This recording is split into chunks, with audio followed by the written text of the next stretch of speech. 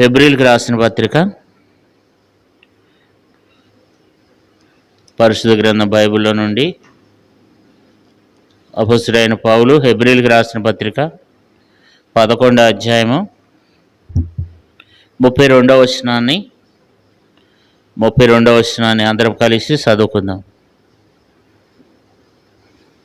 హెబ్రీయులకు రాసిన పత్రిక 11వ అధ్యాయము 32వ వచనం. ఇంకనూ ఏమి చెప్పుదును? గిద్యోను, బారాకు, సంసోను, యెఫ్తా, దావీదు, సమూయేలు అని వారిని గూర్చి ప్రవర్తనను గురించి వివరించుటకు సమయము చాలదు. దేవుడి మాటల ద్వారా మనతో మాట్లాడి సహాయం చేయనుగాక. హెబ్రీయులకు రాసిన పత్రిక 11వ అధ్యాయంలో ఇక్కడ అనేక మంది గురించి రాస్తూ అపొస్తలుడైన పౌలు దేవుడు తన ద్వారా రాయిస్తూ మరి ఇక్కడ పౌలు ఏం చెప్తున్నాడంటే, ఇంకనూ ఏం చెప్పుదును? గిద్యోను, బారాకు, సంసోను, యెఫ్తా, దావీదు, సమూయేలు అని వారిని గురించి ప్రవర్తన గురించి వివరించుటకు సమయము చాలదని ఇక్కడ మాట్లాడుతూ వచ్చినాడు. చాలామంది మరి ఎంతోమంది విశ్వాసం కలిగిన వీరులు ఉన్నారు. వారి గురించి రాయాలంటే ఇంకా సమయం చాలదంటున్నాడు. రాజుల గురించి, ప్రవర్తన గురించి, మరి భక్తులైనటువంటి వారి గురించి వివరంగా రాయాలంటే సమయం చాలదని చెప్పి అక్కడ మరి సింపుల్గా వారి వారి పేర్లు రాస్తూ వచ్చాడు. మనము హేబేలు మొదలుకొని మరి యెఫ్తా, దావీదు, సంసోను వరకు పోయిన వారం జరిగింది. ఈ వారంలో మనం యెఫ్తాను గురించి మరి కొన్ని విషయాలు మనం జ్ఞాపకం చేసుకుందాం. యెఫ్తా న్యాయాధిపతుల గ్రంథము దేవుని వాక్యంలో నుండి న్యాయాధిపతులు 11వ అధ్యాయము, న్యాయాధిపతుల గ్రంథము 11వ అధ్యాయము 11వ అధ్యాయం మొదటి 3 వచనాలు అందరం కలిసి చదువుకుందాం. గిలాతు వాడైన యెఫ్తా పరాక్రమ గల బలాఢ్యుడు.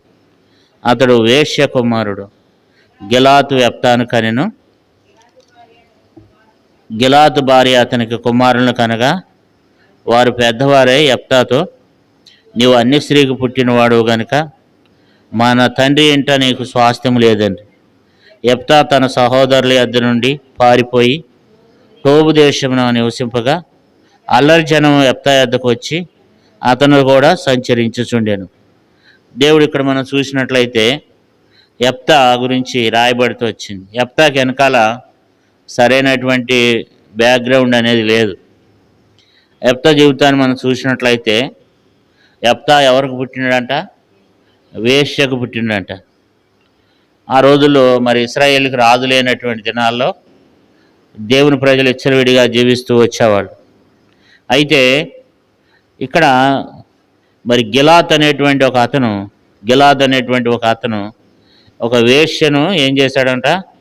వివాహం చేసుకున్నాడంట. వేశ్య దగ్గరికి పోయి ఆమెకు ఒక కుమారుని కన్నాడంట. అయితే ఆ గిలాత్ అనేటువంటి అతను చనిపోయిన తర్వాత వాళ్ళ పిల్లలు ఏమంటున్నారంటే, నువ్వు వేశ్యకు పుట్టినటువంటి వాడవు కాబట్టి మరి నీకు మాకు కుదరదు అని చెప్పి తనతో వాదిస్తూ మరి మాట్లాడుతూ వచ్చినప్పుడు యెఫ్తా వారి యొద్ద నుండి టోబు దేశమునకు పారిపోయినాడంట. టోబు దేశానికి పారిపోతే అక్కడ కూడా అల్లరి జనము తన చుట్టూ తనతో కూడా సంచరిస్తూ ఉండేవాళ్ళంట. అంటే యెఫ్తా యొక్క జీవితంలో మనం చూసినట్లయితే యెఫ్తా అతని గురించి ఒక మంచి మాట ఫస్ట్లో రాయబడింది. మొదటి వచనంలో గిలాదు వాడైన యెఫ్తా పరాక్రమ గల బలాఢ్యుడు. ఆయన పరాక్రమ కలిగిన బలాఢ్యుడే కానీ అయితే తనకు వెనకాల చూస్తే సరైనటువంటి విధానం లేదు. అయితే మరి అన్నదమ్ములు ఏం చేశారంటే తనను వెళ్ళగొడుతూ వచ్చినారు. అయితే మన తండ్రి ఏంట నీకు స్వాస్థ్యం లేదు, భాగం లేదని చెప్పి తనను వెళ్ళగొట్టారు. అయితే యెఫ్తా వారి యొద్ద నుండి వెళ్ళగొడతంలో కూడా ఏం చేశారు? ఆయన పారిపోయేటట్లుగా చేశారన్నమాట. ఎట్లా అంటే మరి తన సహోదరుల యొద్ద నుండి పారిపోయినాడంట. పారిపోయి మరి టోబు దేశంలో నివసిస్తూ వచ్చాడు. అయితే మరి ఇక్కడ మనం చూసినట్లయితే మనం ఇక్కడ యెఫ్తాకి పుట్టినప్పటి నుంచి కూడా ఎన్నో రకాలైనటువంటి నిందలు, బాధలే. అయితే అన్నదమ్ముల ద్వారా నిందలు, బాధలు. అయితే టోబు దేశం వెళ్తే టోబు దేశంలో కూడా అక్కడ కూడా అల్లర్జను. తనకి ఎక్కడ కూడా ఆశీర్వాదం అనేది లేకపోయినప్పటికీ విశ్వాసంలో ఏమాత్రం కూడా తను విశ్వాసాన్ని కోల్పోలేదన్నమాట. అందుకనే తనకు ఒక గొప్ప విశ్వాసం ఉంది. తనకి తండ్రి లేకపోవచ్చు, కానీ తను ఒక వేశ్య కుమారుడు అయినప్పటికీ తను యేసు ప్రభువుని నమ్ముకున్నాడు. దేవుని నమ్ముకుని దేవుని యందు విశ్వాసం ఉంచి, ఆయన దేవుని యందు విశ్వాసం ఉంచడం ద్వారా ఆయన ఎంతో బలంగా ఉన్నాడు అనమాట. అక్కడికి వెళ్ళినప్పుడు కూడా టోబు దేశంలో, ఆ దేశం ఎలాంటిదంటే భయంకరమైన అల్లరితో నింపబడినటువంటి దేశం, సరైన మంచి దేశం కాదు. అక్కడ ఎటువైపు చూసినా పాపము, అల్లర, అక్రమము అవన్నీ జరిగేటువంటి దేశం అది. అక్కడ పరిశుద్ధత అనేది ఎంత మాత్రం కూడా లేదనమాట.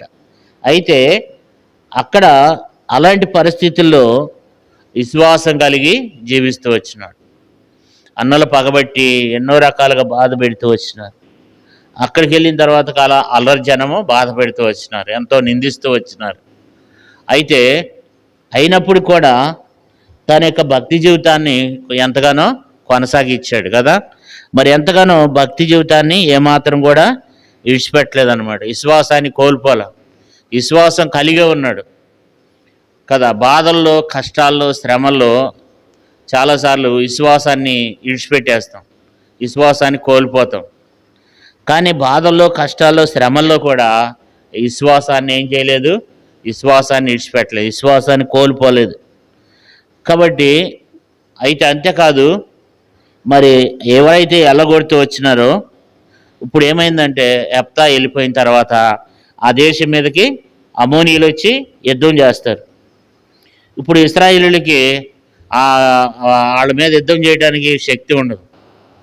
ఇప్పుడు మరలా ఏం చేస్తారంటే ఎవరైతే ఎల్లగొట్టినారో ఆ యొక్క గిలాదు పెద్దలు వీళ్ళంతా కలిసి ఎక్కడికి వెళ్తారంటే మరలా యెఫ్తా దగ్గరికి వెళ్తారు. 4వ వచనం చూడండి.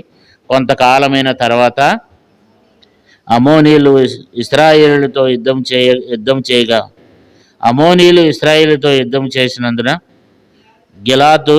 గిలాదు పెద్దలు టోబు దేశం నుండి యెఫ్తాను రక్షించుటకు పోయి, నువ్వు వచ్చి మాకు అధిపతివై ఉండము, అప్పుడు మనము అమోనీయులతో యుద్ధం చేయుదమని యెఫ్తాతో చెప్పిరి.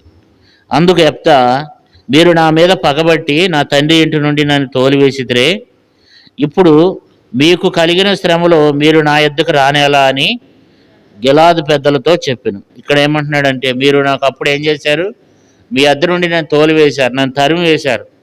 అయితే ఇప్పుడు మీరు కష్టం వచ్చినప్పుడు మరలా మీరు నా యొద్దకు ఎందుకు వచ్చారు? మీరు ఒకప్పుడు మీరే నన్ను తోలివేశారు, నన్ను అక్కడి నుంచి తరిమి వేశారు కదా. నేను ఈ టోబు దేశంలో నేను నివసిస్తుంటే మరలా నా దగ్గరికి రాలేరా? మీకు శ్రమ రాగానే మళ్ళీ నా దగ్గరికి వచ్చారేంటని మాట్లాడుతున్నాడు.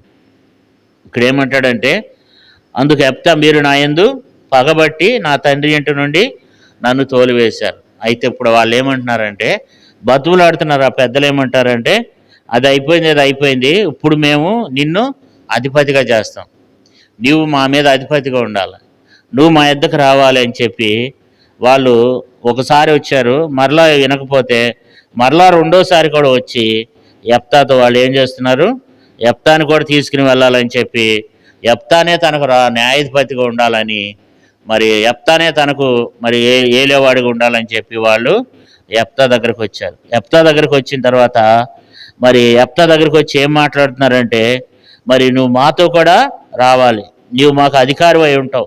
8వ వచనం చూడండి. 8వ వచనం. అప్పుడు గిలాదు పెద్దలు, అందుచేత మేము మీ వద్దకు మళ్ళీ వచ్చి తిమి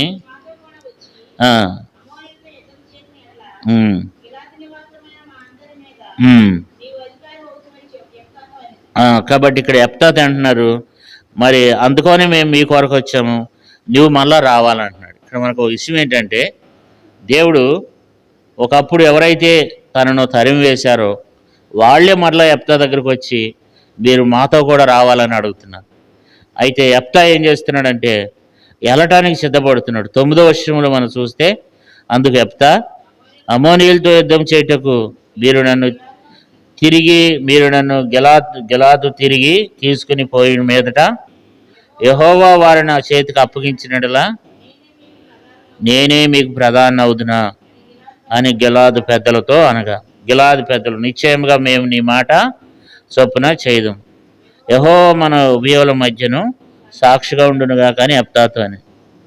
కాబట్టి యెఫ్తా గిలాదు పెద్దలతో కూడా పోయినప్పుడు జనులు తమకు ప్రధానిని గాను అధిపతిని గాను అతను నియమించుకుని, అప్పుడు యెఫ్తా మిస్పాలో యెహోవా సన్నిధిని తన సంగతి అంతయు వినిపించను. యెఫ్తా ఏం చేస్తున్నాడంటే, మరి నేను వస్తే దేవుడు వారిని నాకు అప్పగిస్తే నేను మీ మీద అధికారిని అయి ఉంటానా అని అడిగినప్పుడు, మా మీద నువ్వు అధికారం అయి ఉంటావు అన్నప్పుడు, అప్పుడు యెఫ్తా ఏం చేశాడంటే దేవుని సన్నిధికి వెళ్ళి 11వ వచనంలో యెఫ్తా మిస్పాలో యెహోవా సన్నిధిని తన సంగతంతయు వినిపించాను. దేవుని దగ్గరికి వెళ్ళి తన సంగతంతా ప్రార్థన చేసిండంట, వినిపించిండంట. కాబట్టి ఇప్పుడు యెఫ్తా యొక్క జీవితంలో మనం చూసేది ఏంటంటే యెఫ్తాకు ఉన్నటువంటి ఆ విశ్వాసాన్ని బట్టి దేవుడు మరలా తనను న్యాయాధిపతిగా చేయాలనుకున్నాడు అనమాట. కాబట్టి ఎవరైతే తనను తునీకరించినారో వాళ్ళే వచ్చి మరలా నీవే మాకు అధిపతిగా మీరు ఉండాలని చెప్పి, నాయకుడిగా అధిపతిగా ఉండాలని చెప్పి తిరిగి తనను తీసుకుని వెళ్తారనమాట. కాబట్టి ఇక్కడ మనం చూస్తే యెఫ్తా యొక్క జీవితంలో ఆయనలో మనం ఒక 7 విషయాలు మనం చూసినట్లయితే, హెబ్రీయులకు రాసిన పత్రిక 11:32 ప్రకారంగా చదవవసరం లేదు కానీ యెఫ్తా విశ్వాసం గలవాడని చెప్పి అపోస్తలుడైన పౌలు చెప్తున్నాడు. రెండో విషయం ఏంటంటే, తాను టోబు దేశానికి వెళ్ళినప్పటికీ తనలో ఉన్నటువంటి ఆత్మీయతను ఏమాత్రం కూడా పోగొట్టుకోలేదు. ఎందుకంటే తాను టోబు దేశానికి వెళ్ళి నివసించాడు. 11వ అధ్యాయం న్యాయాధిపతులు 3వ వచనంలో మనం చూస్తే, యెఫ్తా తన సహోదరుల యొద్ద నుండి పారిపోయి టోబు దేశం నివసింపగా అల్లరి జనం తన యొద్దకు వచ్చి అతనితో కూడా సంచరించుడు. అక్కడున్న ప్రజలు అల్లరి జనమైనప్పటికీ, ఆ ప్రజలు మంచివారు కాకపోయినప్పటికీ యెఫ్తా ఎలాంటి జీవితాన్ని జీవించాడంటే పరిశుద్ధమైన జీవితాన్ని, తన ఆత్మీయతను ఏం చేయలేదు, కోల్పోలేదన్నమాట. ఒకటి విశ్వాసాన్ని కాపాడుకుంటూ వచ్చాడు. రెండోది, తను ఆ అల్లరి జనంలో తను కూడా అల్లరివాడిగా అయిపోలేదు కానీ, తను కూడా పాడైపోలేదు కానీ, అక్కడ ఎంత అల్లరి ప్రజలు తన చుట్టూ ఉన్నప్పటికీ తన జీవితాన్ని, తన ఆత్మీయ జీవితాన్ని తను ఎంతో కాపాడుకున్నట్లుగా మనము రెండో విషయాన్ని మనం చూస్తున్నాం. ఎందుకంటే ఇక్కడ రాయబడింది, అల్లరి జనము తన యొద్ద సంచరిస్తున్నారు అంటే అతనితో కూడా అల్లరి జనం సంచరిస్తున్నారు. ఎటుపక్క వెళ్ళినా అల్లరి జనమేనంట, మంచి వ్యక్తులు కాదు. అయినప్పుడు కూడా ఆయన తన యొక్క ఆత్మీయత ఎంతో కాపాడుకున్నాడు.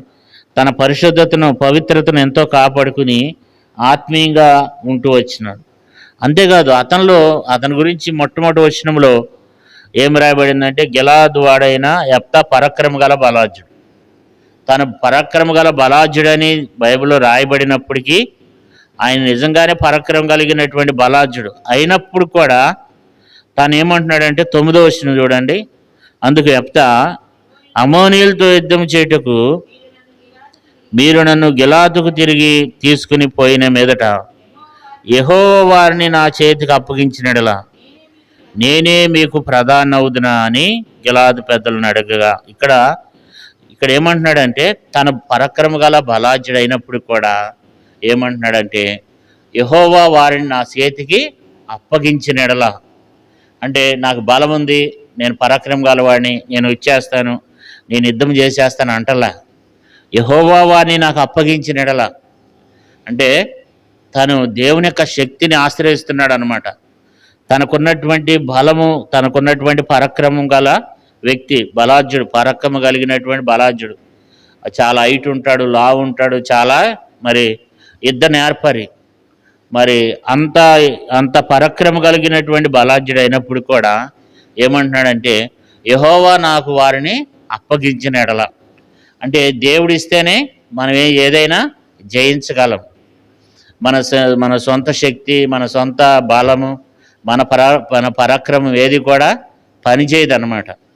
అందుకనే ఇప్పుడు ఏమంటున్నాడంటే దేవుని గురించి మాట్లాడుతున్నాడు. యెహోవా వారిని నా చేతికి అప్పగించినలా. అంటే ఈ మాట మనకి ఏం జ్ఞాపకం చేస్తుందంటే, దేవుడు మనల్ని ఆశీర్వదిస్తే, దేవుడు మనల్ని దీవిస్తే, ఏదైనా దేవుని ఇస్తేనే, దేవుడు మనకు సహాయం చేస్తేనే.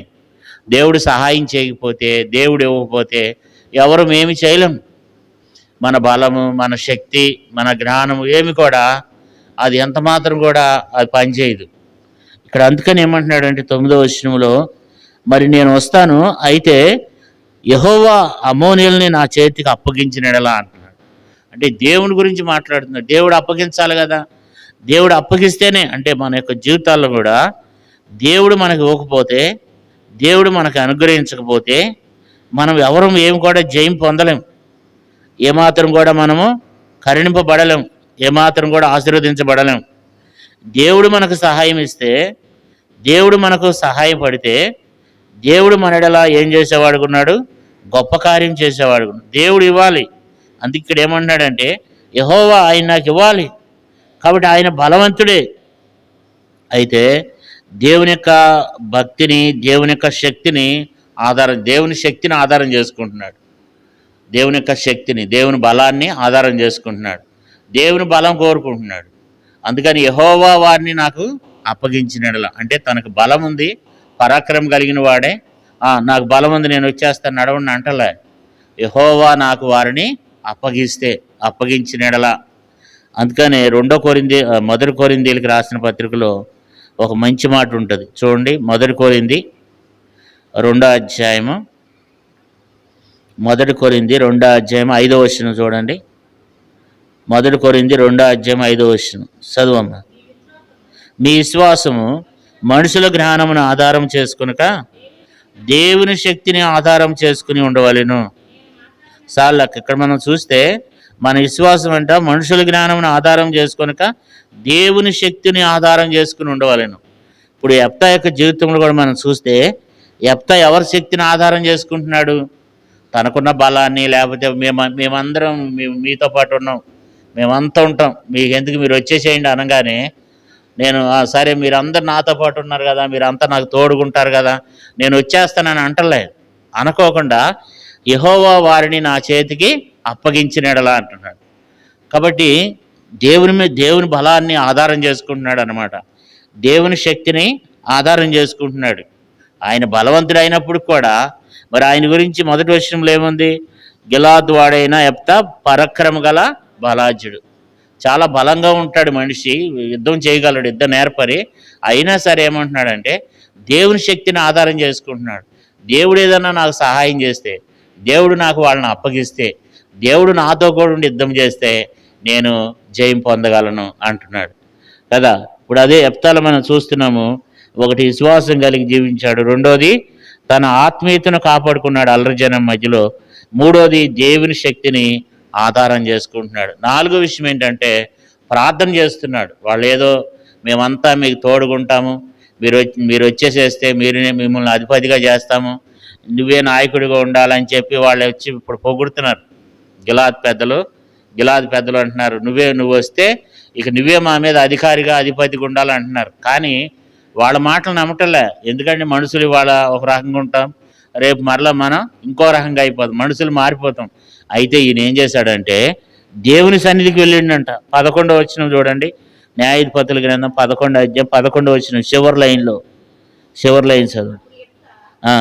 అప్పుడు యెఫ్తా మిస్పాలో యెహోవా సన్నిధిని, కాబట్టి తన సంగతి అంతా దేవుని మందిరంలోకి వెళ్ళిండంట. తన సంగతి అంతా ఏం చేశాడు? దేవునికి వినిపించిండంట. అక్కడ ప్రార్థన చేస్తూ వచ్చినాడు. ప్రార్థన చేసి తన సంగతి అంతా వినిపించాడు. ఇలాంటి పరిస్థితి, ప్రభువా నేను వెళ్ళాలా వద్దా? మరి ఆ రోజున వాళ్ళు నన్ను తోలివేశారు, అయితే ఇప్పుడు మరలా నన్ను రమ్మంటున్నారు, ఇప్పుడు నేను వెళ్ళాలా వద్దా అని చెప్పి దేవుని యొద్ద విచారణ చేసి తన సంగతి అంతా కూడా దేవుని మందిరంలో ఏం చేశాడంట? వినిపించిండంట. దేవునికి వినిపించిండు. తన బాధ అంతా దేవునికి తెలియచేశాడు అనమాట. అంటే యెఫ్తా మరి బలమైనటువంటి ప్రార్థన పరుడని కూడా మనకు జ్ఞాపకం చేయబడుతుంది. అయితే యెఫ్తా ఏం చేశాడంటే వాళ్ళ మాటల దేవుని చిత్తాన్ని తెలుసుకున్నాడు. యెఫ్తా ఏం చేశాడంటే ఆ యొక్క గిలాదు వెళ్ళటానికి సిద్ధపడి అక్కడికి వెళ్ళటానికి సిద్ధపడి వెళ్తున్నాడు. వెళ్ళిన తర్వాత అక్కడ ఉన్నటువంటి ఒక రాజుకి, అమోనీయుల రాజు ఉంటాడు, అమోనీయుల రాజుకి దూతల ద్వారా ఒక వర్తమానం పంపించాడు, మనుషుల ద్వారా ఒక వర్తమానం పంపించాడు. ఆ వర్తమానంలో ఏముందంటే, నువ్వు ఏమి చూసుకుని మా మీద నువ్వు ఇట్లా చేస్తున్నావు, ఇశ్రాయేలు మీద నువ్వు ఎందుకు ఇట్లా చేస్తున్నావు అని చెప్పి తనతో మాట్లాడుతూ వచ్చినాడు. మాట్లాడి దేవుడు చేసిన కార్యాలన్నీ కూడా మనము 12వ వచనం నుండి 11వ అధ్యాయం న్యాయాధిపతులు 12వ వచనం నుండి 28వ వచనం వరకు కూడా ఇశ్రాయేలు చరిత్ర అంతా చెప్తాడనమాట. ఇశ్రాయేల్ చరిత్ర అంతా ఆ రాజుకు చెప్తాడు. దేవుని ఎంత బలము, వాళ్ళు ఏమేం చేశారు, ఏమేం కార్యాలు చేశారు అనేది ఈ 12వ వచనం నుండి 28వ వచనం వరకు కూడా కనపడుద్ది అనమాట. అంటే యెఫ్తా దేవుని కార్యాలన్నీ కూడా ఇక్కడ రాస్తూ వచ్చినాడు. దేవుడు ఏ రాజుతో ఇశ్రాయేల్ ప్రజలకు విజయం కలగజేస్తూ వచ్చినాడో వాళ్ళందరి గురించి ఆ రాజుకు తెలియచేస్తూ వచ్చాడు.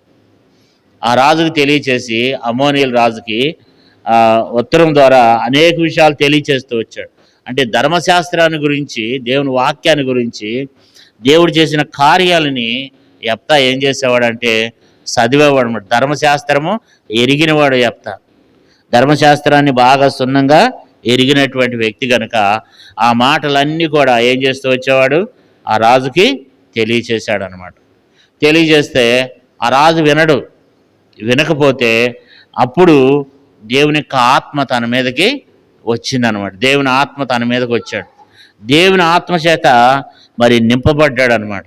మనం 29వ వచనంలో మనం చూస్తే, యెహోవా ఆత్మ యెఫ్తా మీదకి రాగా అతడు గిలాదులోను మనష్యేలోను సంచరించుచు గిలాదు మిష్పాలో సంచరించి గిలాదు మిష్పా నుండి అమోనీల యొద్దకు సాగిన. ఇక్కడ యెఫ్తా ఏం చేస్తూ వచ్చినాడంట, దేవుని ఆత్మ, యెహోవా ఆత్మ అతని మీదకి వచ్చింది. అంటే ధర్మశాస్త్రము ఎరిగినవాడు, మనము 5వ విషయము ధర్మశాస్త్రం ఎరిగినవాడు, 6వ విషయం ఏం కనపడుతుందంటే దేవుని ఆత్మ కలిగినవాడు. దేవుని ఆత్మ కలిగినవాడు, దేవుని ఆత్మ కలిగి దేవుని ప్రేరేపణతో ఏం చేస్తూ వచ్చినాడు, దేవుని ఆత్మ ప్రేరేపణతో ఆ దేశాలన్నీ సంచరించి చూశాడు. చూసిన తర్వాత మరి అక్కడ ఒక మందిరంలోనికి వెళ్ళి దేవుని సన్నిధికి వెళ్ళి ఏం చేశాడంట, 30వ వచనంలో దేవునికి మొక్కుబడి చేసుకున్నాడు. ఏమని మొక్కుబడి చేసుకున్నాడంటే, ప్రభువా మీరు నాకు చదువక్క మాట 30వ వచనం. అప్పుడు యెఫ్తా యెహోవాకు మొక్కుబడి చేసుకున్నాడు. ఎట్లనగా, నీవు నా చేతికి అమోనీయులను నిశ్చయముగా అప్పగించినట్లా నేను అమోనీయుల యొద్ద నుండి క్షేమంగా తిరిగి వచ్చినప్పుడు నన్ను ఎదుర్కొనుటకు నా ఇంటి ద్వారం నుండి బయలుదేరి వచ్చినదేదో అది యెహోవాకు ప్రతిష్ఠితమగు, మరియు దహన బలిగా దానిని అర్పించదునని చెప్పాను. ఇక్కడ మనం చూస్తే దేవుని దగ్గర మొక్కుబడి చేసుకున్నాడు. ఏమంటున్నాడంటే, ప్రభువా నువ్వు అమోనీయుల్ని నా చేతికి అప్పగిస్తే వాళ్ళ మీద నాకు జయం అనుగ్రహిస్తే, మొట్టమొదట నేను జయం పొంది ఇంటికి వెళ్తుంటే నాకు ఎదురుగుండగా ఏదైతే నాకు ఎదురుగుండగా వస్తుందో దాన్ని నీకు సమర్పిస్తాను, దాన్ని నీకు దహన బలిగా అర్పిస్తానని చెప్పి మొక్కుబడి చేసుకున్నాడు. మరి మొక్కుబడి చేసుకున్న తర్వాత దేవుడు ఏం చేశాడంటే తనకు గొప్ప విజయాన్ని కలగజేశాడు అనమాట. గొప్ప విజయాన్ని కలగజేశాడు. దేవుడు ఆ మొక్కుబడిని అంగీకరించినాడు. మరి 33వ వచనంలో దాదాపు 20 పట్టణములను ఏం చేశాడంట, మరి ఆ పట్టణములన్నిటిని కూడా హతం చేస్తూ వచ్చినాడు అనమాట. అమోనీయులు మరి ఇశ్రాయేలు ఎదుట నిలవకుండా అణిసివేయబడ్డారు. విజయం కలిగింది, అమోనీయుల మీద గొప్ప విజయం కలిగింది.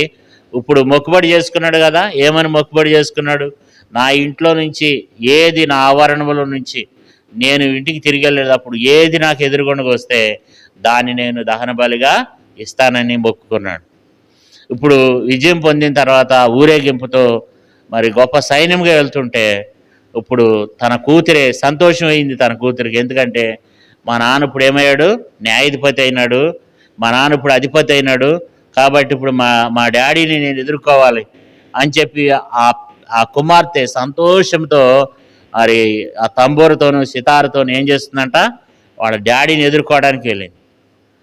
తీరా చూస్తే వాళ్ళ డాడీకి ఇప్పుడు ఏమైంది, వాళ్ళ నాన్నకి ఇక అక్కడ చూసి బాధపడతాడు. ఎంతగా ఏడుస్తాడంటే చాలా దుఃఖించి ఏడుస్తాడనమాట. ఎందుకంటే తన కుమార్తె తీరా ఎవరో వస్తుంది అనుకున్నాడు. అంటే ఆయన ఏమనుకున్నాడంటే, ఎప్తా ఏమనుకున్నాడంటే, ఏ పశువో లేకపోతే మేకో గొర్రెో ఏదైనా వస్తుంది, దాన్ని ఇవ్వచ్చు అని అనుకున్నాడేమో. అయితే తీరా చూస్తే మరి తన కుమార్తె ఎదురొచ్చింది. 34వ వచనంలో తన కుమార్తె ఎదురొచ్చింది. చూడండి, ఎప్తా మిస్పాలో ఉన్న తన ఇంటికి వచ్చినప్పుడు అతని కుమార్తె తంబురతోనూ నాట్యంతోనూ బయలుదేరి అతన్ని ఎదుర్కొని, ఆమె గాక అతనికి మగ సంతానమే కానీ ఆడ సంతానమే కానీ ఒకటే ఒక కూతురంట. ఇక మగ సంతానమే కానీ ఆడ సంతానమే లేరంట. ఇంకా ఈమె ఎదురుగుండగా వచ్చేసింది. ఎదురుగుండగా వస్తే ఆయన అనుకున్నాడు ఎవరో వస్తారులే, ఏదో గేదో ఆవో ఎద్దో ఏదో వస్తుంది, బలి అర్పించవచ్చు అనుకున్నాడు. తీరా చూస్తే తన కుమార్తె ఎదురొచ్చింది. అయితే ఇప్పుడు తండ్రి ఆ యొక్క డాడీ ఎంతగానో ఆయన ఏమయ్యాడంటే, ఆ తండ్రి ఎంతగానో మరి కృంగిపోతూ వచ్చినాడు. 35వ వచనం చూడండి. కాబట్టి అతడు ఆమెను చూచి తన బట్టలు చింపుకొని, అయ్యో నా కుమారి, నువ్వు నన్ను బహుగా కృంగచేసితివి, నీవు నన్ను తల్లడింప చేయి వారిలో ఒకటివై ఉన్నావు. నేను యెహోవాకు మాట ఇచ్చి ఉన్నాను కనుక వెనుక తీయలేననగా. ఇక్కడ మనం చూస్తే అంటున్నాడు, అయ్యో నా కుమార్తె, నేను యెహోవాకు మాట ఇచ్చి ఉన్నాను, నన్ను తల్లడింప చేయవారిలో నువ్వు ఒక దానివైనావు అని చెప్పి వస్త్రాలు చింపుకుని ఎంతగానో బాధపడి కన్నీళ్లతో అంటున్నాడు, అయ్యో నా కుమార్తె అని చెప్పి ఏడుస్తూ ఉన్నాడు.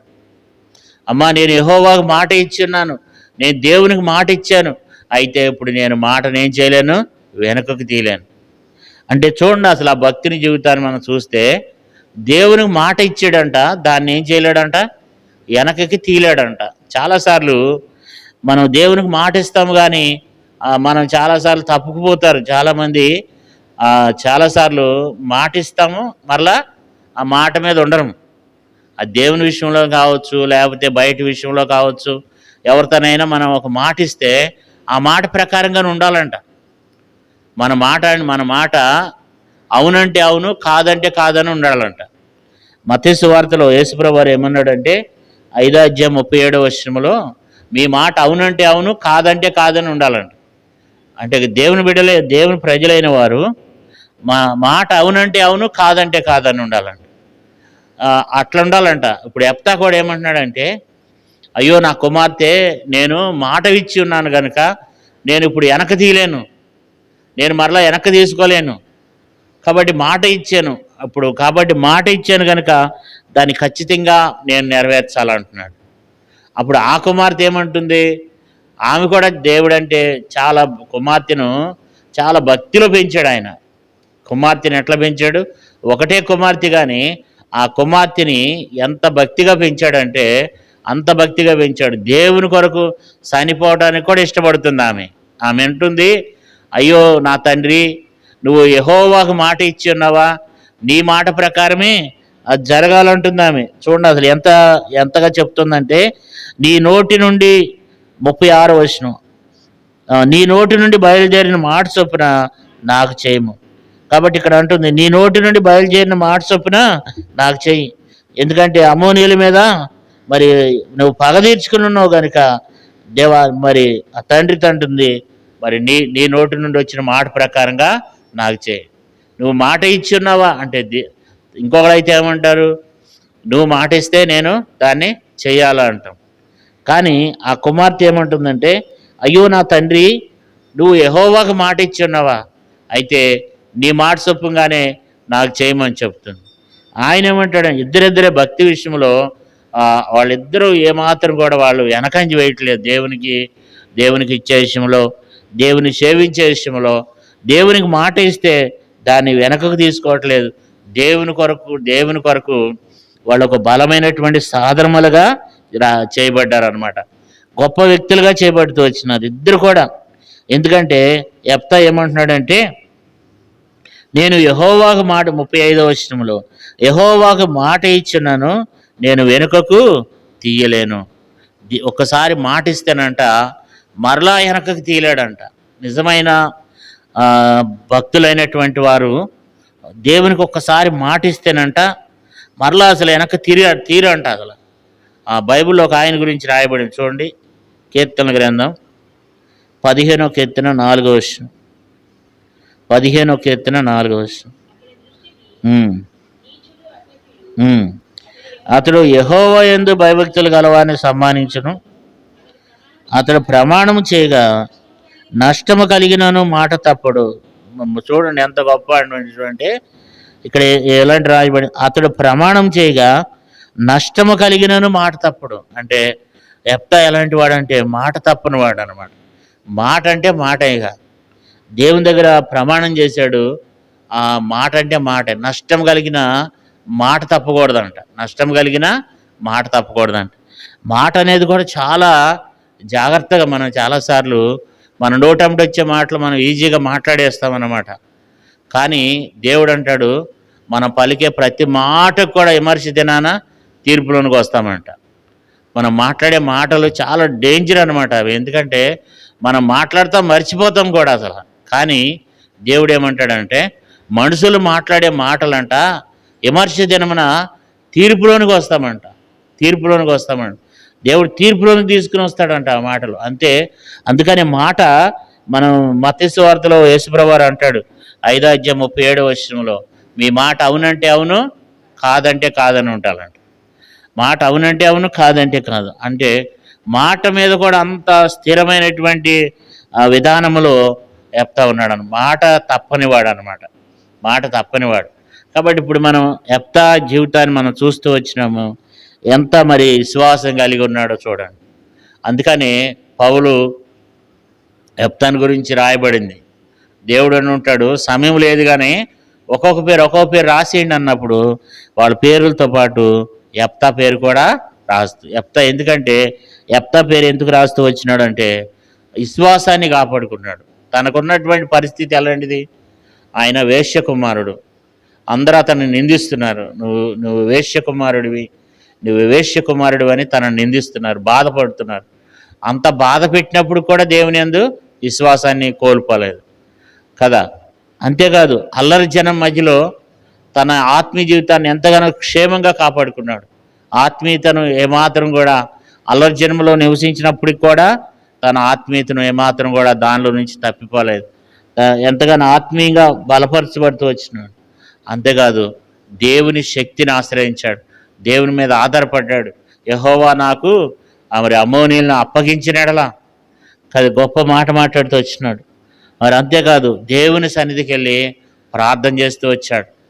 మనుషుల మీద ఆధారపడట్లేదు, వీళ్ళు నాకు ఉన్నారు, వీళ్ళంతా ఉంటారు, నాకేం పర్లేదు అనుకోవట్లేదు కానీ దేవుని దగ్గరికి వెళ్ళి తన సంగతి అంతా దేవుని సన్నిధిలో వినిపిస్తూ వచ్చిండంట. తర్వాత రాజుకు వర్తమానం పంపించాడు. మరి ధర్మశాస్త్రంలో ఉన్నటువంటివి ఎన్ని గొప్ప కార్యాలు దేవుడు చేశాడో వాటన్నిటిని కూడా ఆ రాజుల పేర్లు, ఆ చరిత్ర అంతా కూడా యెఫ్తా ఏం చేస్తాడంటే ఆ యొక్క అమ్మోనీయుల రాజుకు తెలియచేస్తాడు అనమాట. తర్వాత అమ్మోనీయుల రాజు వినకపోతే తనే యుద్ధం చేశాడు దేవునిగా. మరి తనే పరాక్రమ గల బలాఢ్యుడు. అయితే విశ్వాసం తోడైంది, దేవుని ఆత్మ దేవుని బలం తనకు తోడైంది కనుక మరి గొప్ప కార్యాన్ని చేస్తూ వచ్చినాడు. తర్వాత మొక్కుబడి చేసుకున్నాడు. అయితే మాట తప్పలేదు. మాట ఇచ్చాడు కనుక అది నష్టం జరుగుతుంది. నష్టం జరిగినా సరే ఏం చేయలేదు, మాట తప్పలేదు.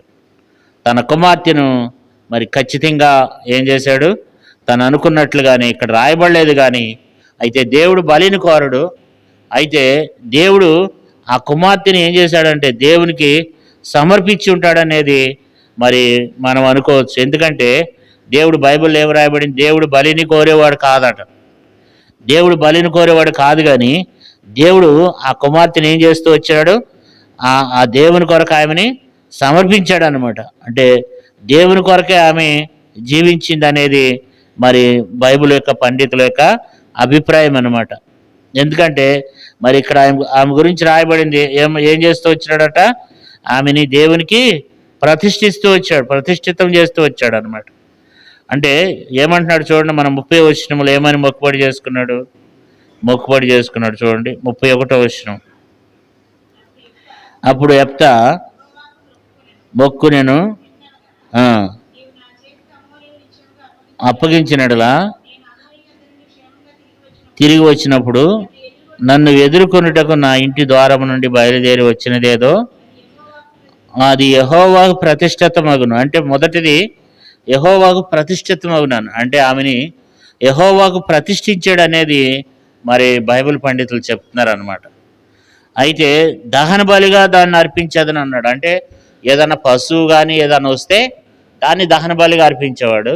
అయితే కుమార్తె కాబట్టి ఆమెను ఏం చేశాడు, ఇక్కడ 2 మాటలు చెప్పాడు అనమాట. ఒకటి ప్రతిష్ఠిస్తున్నాను అన్నాడు. ప్రతిష్ఠించడం అంటే ఇక దేవుని కొరకే ఆమె జీవించాలి, జీవించిన రోజులు దేవుని కొరకే జీవించాలి, ఆమెని ప్రతిష్ఠిస్తున్నాను అన్నాడు. తర్వాత ఏమంటున్నాడంటే దహన బలిగా దాన్ని అర్పించదు. అంటే ఆ దేవుడు కోరుకునేవాడు కాదు, మనుషులు నరబలి దేవుడు కోరుకునేవాడు కాదు. కాబట్టి మరి దేవునికి ఏం చేశాడు, ప్రతిష్ఠించాడు తన కుమార్తెను.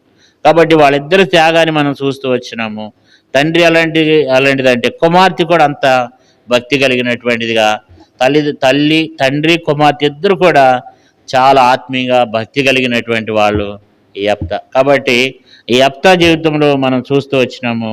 మరి అలాంటి గొప్ప విశ్వాసం కలిగిన బిడ్డలంగా దేవుని మనం కూడా కలిగి ఉండాలని చెప్పి దేవుడు యెఫ్తాని మరి ఆ యొక్క విశ్వాసుల వీరుల పట్టీలో వాళ్ళ పేర్లు రాస్తూ వచ్చినాడు అనమాట. ఇటు అనుభవంలో మనం కూడా భూమి మీద జీవించాలి. మనం కూడా అలాంటి భక్తుల జీవితాలని, వాళ్ళు మనకు మాదిరికరమైనటువంటి వారు మనకు రోల్ మోడల్, ఒక మంచి ఆత్మీయ జీవితం కలిగిన వారు. వాళ్ళని బట్టి మన ఆత్మీయ జీవితాన్ని మనకున్న కష్టాల్లో, బాధల్లో, శ్రమల్లో విశ్వాసం నుండి తొలగిపోకుండా బలమైనటువంటి వ్యక్తులంగా మరి విశ్వాసంతో జీవించాలనేది మరి యెఫ్తా యొక్క జీవితాన్ని మనకు తెలియచేస్తుంది. అందుకని దేవుడు వాళ్ళ గురించి రాసి పెట్టాడనమాట కదా. ప్రార్థన చేసుకుందాం. దేవుడు